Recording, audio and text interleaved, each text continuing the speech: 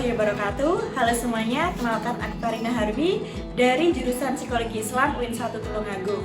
Nah, di sini aku akan berbincang mewawancarai salah satu teman kita yang merupakan salah satu anggota dari suatu organisasi. Jadi langsung saja silakan perkenalkan diri. Baik, perkenalkan saya Nuria Fatma Iza Dulirma, biasa dipanggil Iza, dari program studi Psikologi Islam di salah satu Universitas Islam Negeri Said Ayi Rahmatullah Tulungagung. Nah, untuk sekarang berdomisili di mana ya? Saya sendiri sekarang berdomisili di Tulungagung, tepatnya di sebuah asrama depan kampus UIN Said Ayi Rahmatullah Tulungagung. Lalu sejak kapan kamu itu mengikuti organisasi? Sejak semester 2, masih di semester 2 ada oprek organisasi tersebut, jadi saya tertarik, akhirnya saya mengikuti organisasi tersebut. Lalu bidang yang kamu pilih itu apa? Kebetulan saya mengambil divisi jaringan populasi. Lalu alasannya kamu mengikuti organisasi itu apa? Itu kan sebuah organisasi kayak sharing-sharing tentang ilmu psikologi, jadi kita bertukar pikiran, bisa kayak apa ya, sharing-sharing lah ilmunya sama tingkatin terdamping, jadi kita bisa mengambil banyak manfaat dari ilmu yang sudah didapat dari tingkatin. Oke, dari alasannya tadi ya. Iya. Nah, itu menurut kamu sendiri tahu nggak maksud dari kamu sendiri ya, maksud dari kepercayaan diri itu apa sih? Kepercayaan diri, sebuah rasa percaya pada diri sendiri, ya, mampu, dia itu percaya pada dirinya mampu melakukan segala hal, percaya pada diri bahwa bisa menghadapi semuanya apa yang ada di depannya. Lalu menurut kamu sendiri, kamu termasuk nggak sih orang yang percaya diri? Cukup termasuk. Lalu apa sih yang membuat kamu merasa kalau kamu tuh percaya diri? Kepercayaan diri kamu tuh timbul itu karena apa? Alasan timbulnya maksudnya? Iya. Itu alasannya bangkit dari diri sendiri, kayak aku percaya aku bisa, aku percaya aku mampu, jadi kayak oke, aku bisa menghadapi, aku bisa apa ya, kayak melakukan itulah. Oke, lalu ketika berinteraksi sosial nih sama teman ya, satu organisasi misalnya, nah itu gimana caranya kamu itu berinteraksi sosial kepada temanmu itu tadi dengan kepercayaan diri yang ada di dalam organisasi itu? Oke, bisa ketika kan kita sebuah organisasi pasti kadang ada event tertentu, ada kayak jadwal kumpul. Nah, kita ketika ada event tertentu atau jadwal kumpul kayak ngopi-ngopi gitu, kita bisa ikut nimbrung, bisa langsung komunikasi, jadi nggak terputus gitu. Terus ketika nimbrung itu nggak diem aja, enggak, tapi kita langsung kayak berbaur, kita Jadi nggak cuma jadi penonton gitu ya. ya? Betul, gitu, kayak kita setidaknya ada 1-2 yang dikenal gitu, kita basa-basi lah. Nah, nanti sebelahnya ada yang mungkin belum dikenal, kita bisa mencoba untuk kenalan lagi gitu. Lalu apakah Anda atau kamu itu termasuk orang yang optimis nggak dalam menghadapi suatu hal? Optimis, iya, optimis. Terus apa yang membuat kamu itu merasa optimis? Yang pertama itu sebuah tanggung jawab sih, saya merasa kayak punya tanggung jawab, jadi kayak kita itu kita harus bisa gitu ya, kalau kayak punya suatu planning, jadi kita itu ada suatu harapan, aku harus bisa gini, jadi kita dapat menimbulkan rasa optimis sendiri itu ya gitu. Lalu dalam sebagai anggota organisasi aktif ya, kan? Itu kamu pernah nggak sih ngeluh ketika menjalankan tanggung jawab? Ketika misal ada suatu tugas dari divisi Iya, misalnya kayak gitu. tentu pasti kita mungkin waktunya kurang tepat, kayak ada jadwal yang bentrok, ketika ada jadwal kuliah harus kita penuhi, tapi di sisi lain kita juga punya tanggung jawab di organisasi tersebut. Kita kan juga kayak rasa penat gitu ya, belum lagi nanti ada tanggung jawab lain di luar, jadi kayak aduh kok bentrok sekali gitu. Tapi kan balik lagi itu sudah sebuah keputusan yang sudah kita ambil, jadi ya mau nggak mau gimana kita harus menghadapinya, kita harus ngambil tanggung jawab tersebut buat tetap jalanin. Jadi nggak cuma ngeluh, kita juga apa ya, tetap jalan gitu. Lalu gimana cara kamu itu buat meningkatkan rasa optimis tadi, nah, agar dapat berkontribusi pada organisasi itu? Optimis, balik lagi sih ke rasa tanggung jawab itu.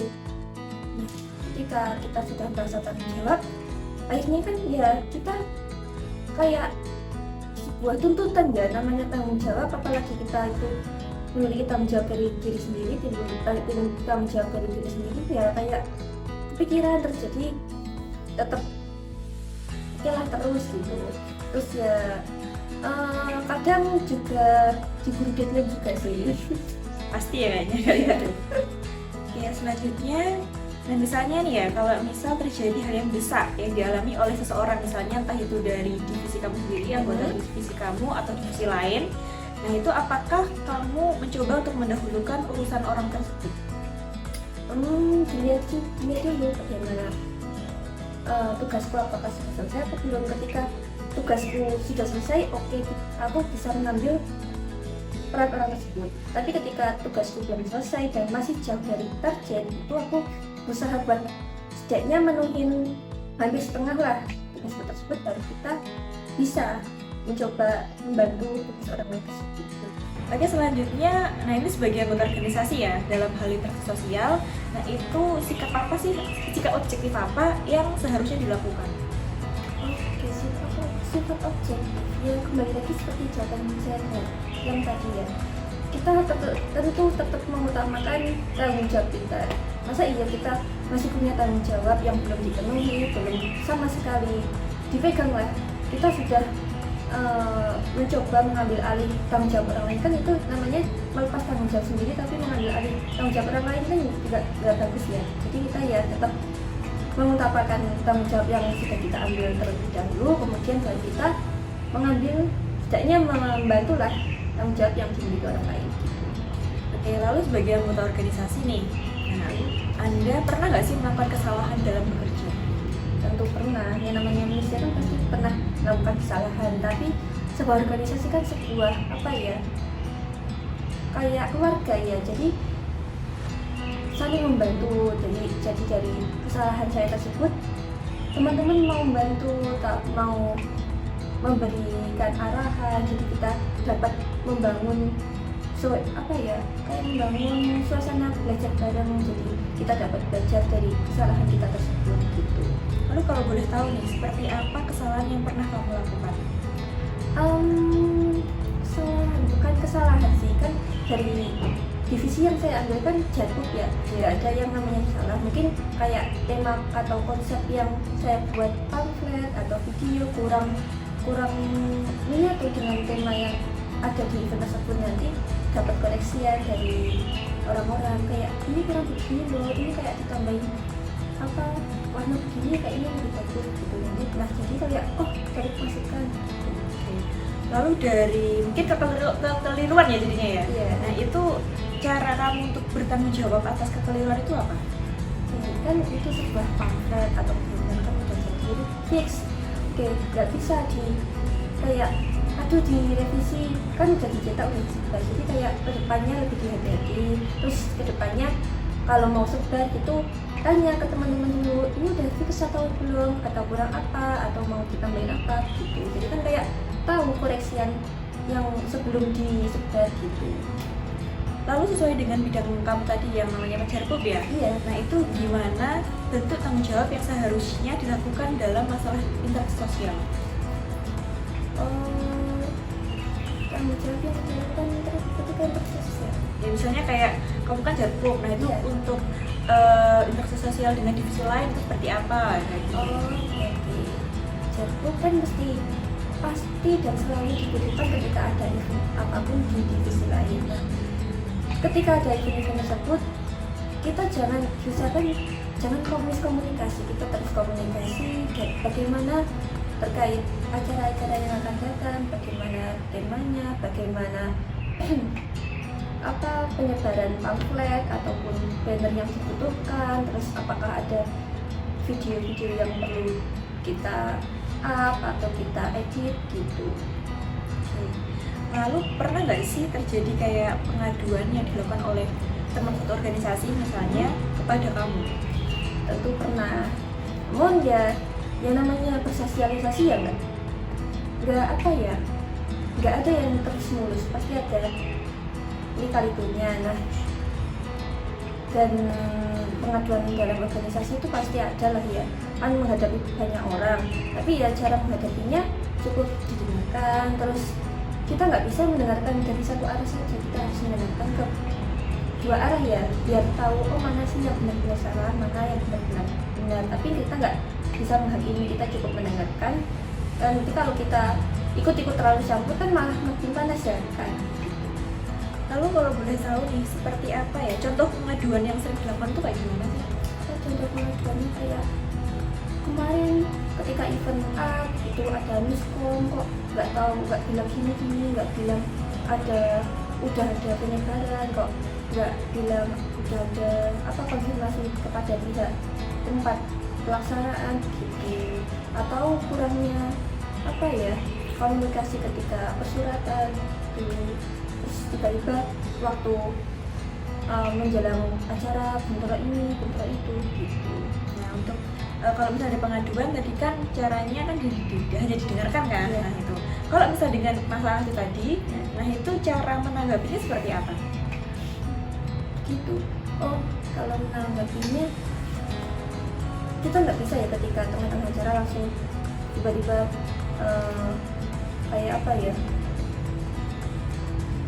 kan itu di luar itu diri kita nggak bisa langsung kayak menongkrik gitu. Cukup dibilangin perorangan gitu. Kalau memang nggak bisa dibilangin, kita bisa jadikan waktu di bahan evaluasi kan. Pasti ketika ada event ada evaluasi begitu. Nah kita bilanglah ketika evaluasi kedepannya lebih diperhatikan. Terus terutama yang paling sering itu ya Kak, itu evaluasi waktu. Sering sekali kayak waktunya molor, itu nggak bisa on time. Jadi nah itu sering dibuat bahan evaluasi, cuman ya tetap sering. Ya, terus kalau misalnya dari divisi kamu sendiri, berarti kan dari internal ya, dari divisi Cerpu tadi. Nah kalau misal menjadi suatu masalah, nah itu yang bakal kamu lakukan seperti apa?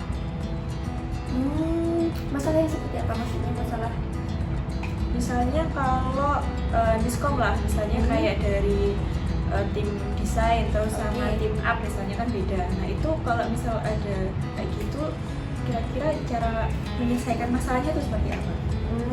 Ketika kan di divisi Cerpu sendiri ada pembagiannya. Nah ada CO itu membagi setiap bulan kan pasti giliran tugas-tugasnya itu dibagi sekali itu digilir. Jadi kemungkinan skam sangat sedikit soalnya udah ada pembagian tugas-tugasnya. Namun ketika suatu event terjadi miskom, nah kita bisa langsung menghubungi, kan ada bagiannya itu ya Kak, kita bisa langsung menghubungi bagian tersebut kayak Kak ini kok belum diedit, Kak kok belum selesai, kurang apa, mana yang bisa dibantu. Namanya satu divisi ya istilahnya saling bantu gitu.